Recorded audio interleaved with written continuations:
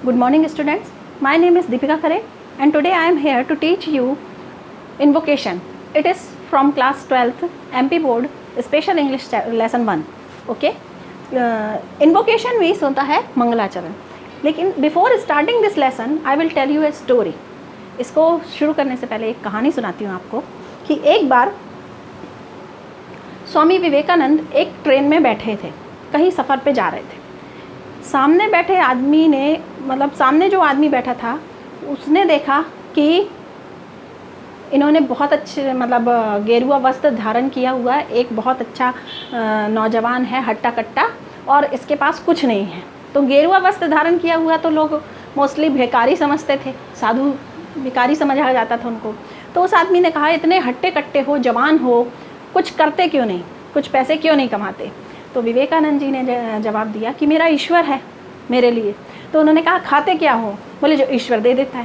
बोले, ईश्वर देगा कैसे, जब तुम कुछ करोगे नहीं तो ईश्वर तुमको कैसे देगा.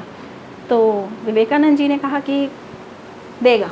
अब जब वो अपने डेस्टिनी पे पहुँचे, स्टेशन पे उतरे, तो उनको भूख तो बहुत लगी थी, पर वो क्योंकि साधु थे उन्होंने किसी से कुछ नहीं बोला और एक पेड़ के नीचे जाके बैठ गए.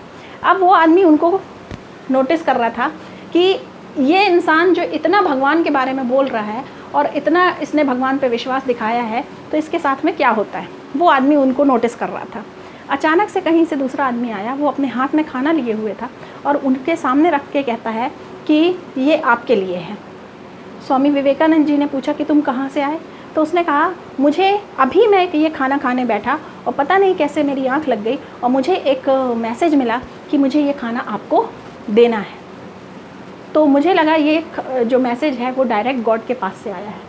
इस तरीके की ये एक्चुअल रियल इंसिडेंट है और इस बात से आप इनकार नहीं कर सकते कि सच में इस दुनिया में भगवान हैं.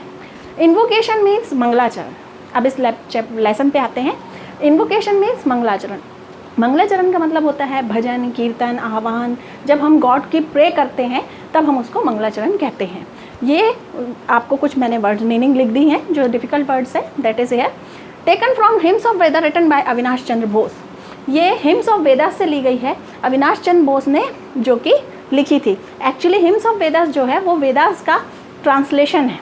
ओके, वो ट्रांसलेशन फॉर्म में, और उसका एक संगठन फॉर्म है जिसमें डॉक्टर अविनाश चंद्र बोस ने ये सारी चीज़ें उसको संगठित करके एक हिम्स ऑफ वेदास के नाम से बुक लिखी हुई है. Here are some difficult words. Concord, सामंजस्य, डिवाइन, दैविक. दैविक यानी जो भगवान से जुड़ा हुआ हो, और सामंजस्य का मतलब होता है एक दूसरे के साथ में हमारे अच्छे रिलेशन, अच्छी बातचीत और अच्छा व्यवहार जो बना रहता है. अंडरस्टैंडिंग जिसको हम कहते हैं, दैट इज़ सामंजस्य. स्पिरिट, आत्मा. कहते हैं ना हमारे अंदर आत्मा होती है, मरने के बाद आत्मा बाहर निकल जाती है, दैट इज़ आत्मा. वार गॉड, युद्ध के देवता. ओके, युद्ध के देवता मतलब हर एक चीज़ के, हमारे हिंदू धर्म में हर एक चीज़ के देवता माने गए हैं. अग्नि देवता, पवन देवता, जल देवता, वायु देवता. So that is. स्ट्रेंजर, अजनबी. जो लोग अजनबी हैं उनको स्ट्रेंजर कहते हैं, जिनको हम जानते हैं पहचानते नहीं हैं. अश्विन, गंधर्व. गंधर्व होता है देवदूत के लिए वर्ड यूज़ किया जाता है, देवताओं के लिए वर्ड यूज़ किया जाता है गंधर्व. बैटल क्राई, युद्ध घोष, मतलब किसी युद्ध का आवाहन. ब्रेक ऑफ डे, प्रातःकाल, बिल्कुल मॉर्निंग का जो समय होता है, दैट इज़. स्लेन, हताहत, किल मतलब मारा जाना, लोगों का, बहुत सारे लोगों को मारा जाना, किसी युद्ध में मरना, दैट इज़ हताहत. एडमिस्ट, इस बीच. ओके, इस बीच में. ओके, नाउ मैं आपको लेसन का एक्सप्लेनेशन बताती हूँ. 8 लाइन्स के ये पूरी पोएम है, ज़्यादा बड़ी नहीं है. इसमें आपको बताया गया है कि let us conquer with our people and strangers, मतलब अपने लोगों के साथ में सामंजस्य बना के रखें हम, और साथ ही साथ उन लोगों के साथ सामंजस्य बनाएं जो हमारे लिए बिल्कुल अजनबी हैं, जो हमारे लिए, जिनको हम जानते नहीं, उनके साथ भी हमारा सामंजस्य होना चाहिए, उनके साथ भी हमारी अंडरस्टैंडिंग अच्छी होनी चाहिए. और हमको अपने माइंड को, अपने उद्देश्यों को, जितने भी हमारे माइंड में उद्देश्य हैं वो सारे जनहित में होने चाहिए, लोगों की भलाई के लिए होने चाहिए, उनकी अच्छाई के लिए होने चाहिए. इस तरीके से हम अपना काम करें और अपने लोगों के साथ और दूसरे लोगों के साथ में भी सामंजस्य बना के रखें. गंधर्व जो हैं, देवदूत जो हैं, वो किसी भी इंसान के बीच का ये जो कोऑर्डिनेशन है वो बनाने का काम करते हैं। अब देवदूत कैसे काम करते हैं? कहा जाता है कि हर इंसान के अंदर देवता की मतलब भगवान की शक्ति होती है ना। कुछ ऐसी दैविक शक्तियाँ होती हैं, कुछ ऐसा हमारी आत्मा जो होती है वो पवित्र आत्मा होती है। आत्मा हमेशा पवित्र होती है और उसमें ऐसा कोऑर्डिनेशन होता है कि हम मतलब कोई अच्छा काम करें तो हमारे माइंड के जितने भी पर्पस हों, हमारे माइंड में, हमारे दिमाग में जितने भी विचार हों, वो सिर्फ जनहित में होने चाहिए, भलाई के लिए होने चाहिए। युद्ध घोष मतलब लड़ाई से कभी किसी का फ़ायदा नहीं हुआ है, सिर्फ उससे हत्याएं हो सकती हैं।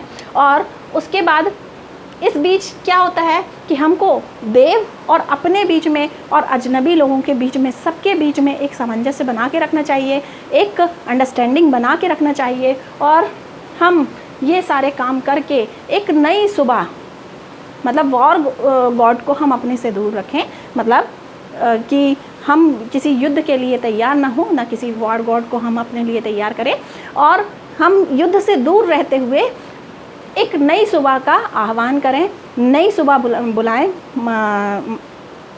की शुरुआत करें, जिसमें भगवान का आह्वान हो, दैविक शक्तियाँ हो, हमारे अंदर पवित्र आत्मा हो और किसी का बुरा ना हो, सबकी भलाई हो। और यही इस लेसन का मीनिंग है।